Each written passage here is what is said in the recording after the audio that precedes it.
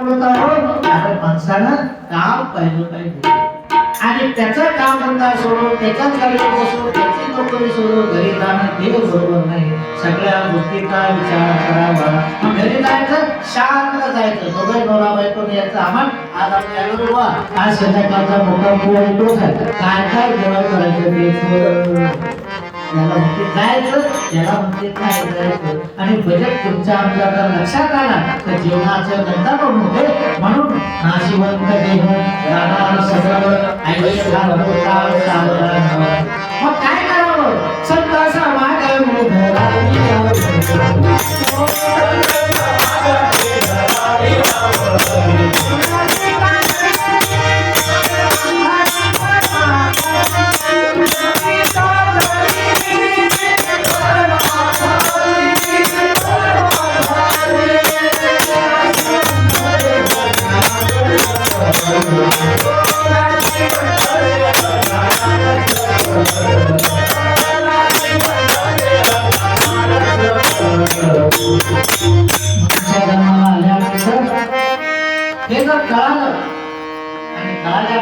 काय करावं.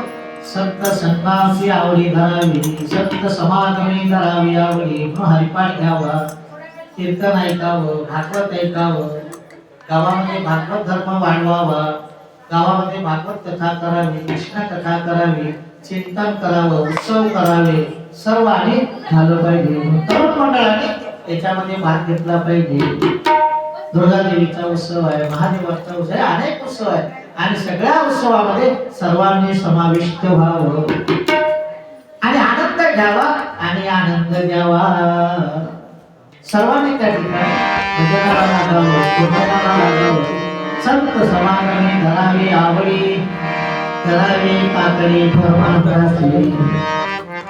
जसं आपण घर बांधण्याकरता आवडीनं करतो. इतर गोष्टी करता आवडीला करतो. तितकीच आवड भगवंताबद्दल असावी. तितकीच आवड देवाबद्दल असावी.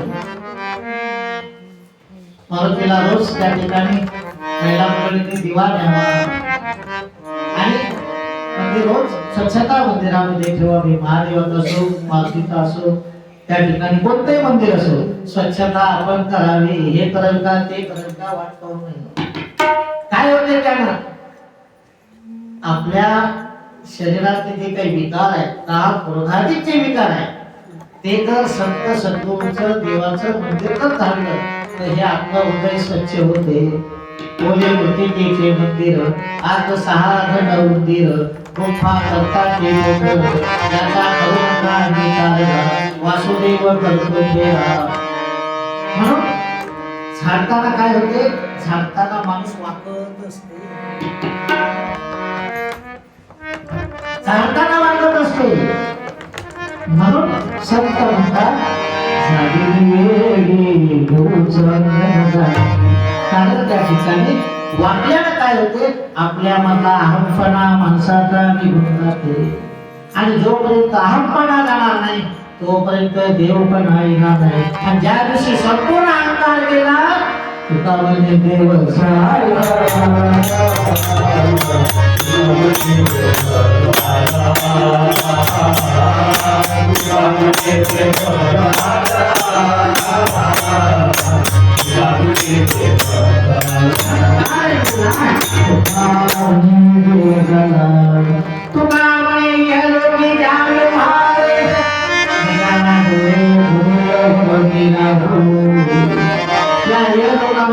असताना आपल्या डोळ्यामध्ये बुद्धी घेऊन राहू नका.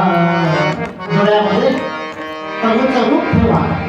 डोळ्यामध्ये सगुण रूप भगवंताचं ठेवा.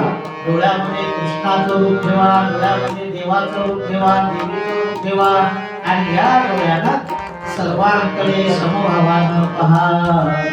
असं मी माझ्या मनानं म्हणालो नाही. ज्ञानेश्वर महाराज ज्ञानेश्वरीच्या 12व्या अध्यायामध्ये म्हणतात जे जे विषय भूत ते ते मानिले भगवंत हा भक्ती योग निश्चित जाण माझा.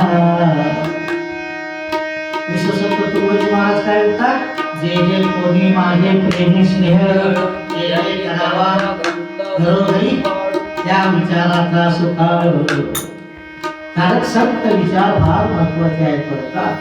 संत विचार जर तुमच्या माझ्या लक्षात राहिले तर जीवनाचं कल्याण होईल. तुका म्हणी इह लोकीच्या लोवाल नका डोळे डोळे भरून राहू. भाग्य हे तुम्हा मला घडवता आलं पाहिजे. कोणी कशाला भाग्य होतात, कोणी कशाला भाग्य होतात.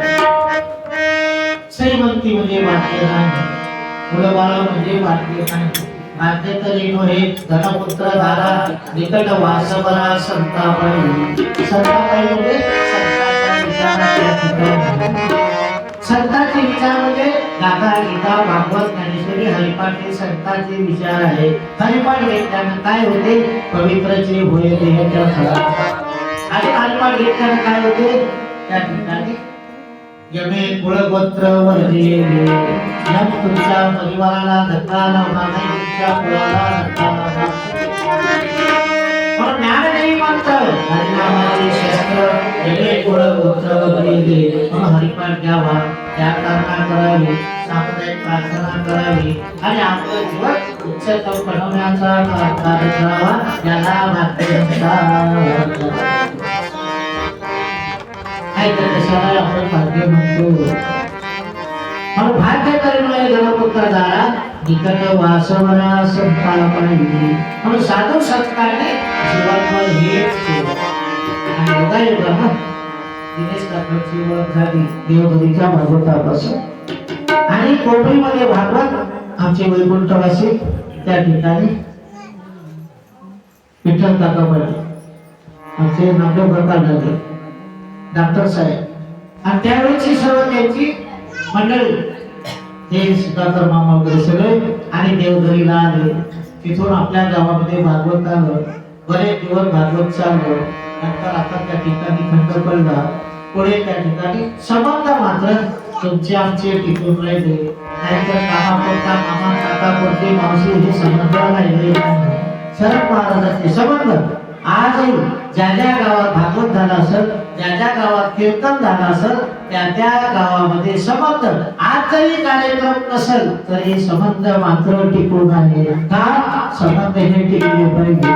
भागवत आज आहे उद्या नाही, कीर्तन आज आहे उद्या नाही, पण माणसाची जोड पुन्हा भेटत नाही. म्हणून जोड माणसाला माणूस जोडावं, जोडायचा प्रयत्न करू नये. सबके लिए खुला है, ये हमारा आणि सर्वात करता हे परमार्थ आहे. म्हणून परमार्थ महाधन जोडी देवाचे चरण माझ्या दिनेश काकांच्या द्वितीय श्राद्धाच्या निमित्तानं आमच्या घरात माझा गोडे परिवार, आमचा पिंटू भाऊ यांची अर्धांगिनी, त्याचं नाव काय रुपालीबाई आणि त्यांचा चारवा आणि हे सर्व माझ्या गोडे परिवार. कारण काकाला त्या ठिकाणी कमी मला वाटते काकाला रोज 6 भाऊ होते. काकाला रोज काका सगळ्यात लहान आहे. आणि आता त्या ठिकाणी आमचे अच्युतराव आणि त्यांना मी पाहिलं नाही, काही मला पाहिलं असेल तर मला माहित नाही.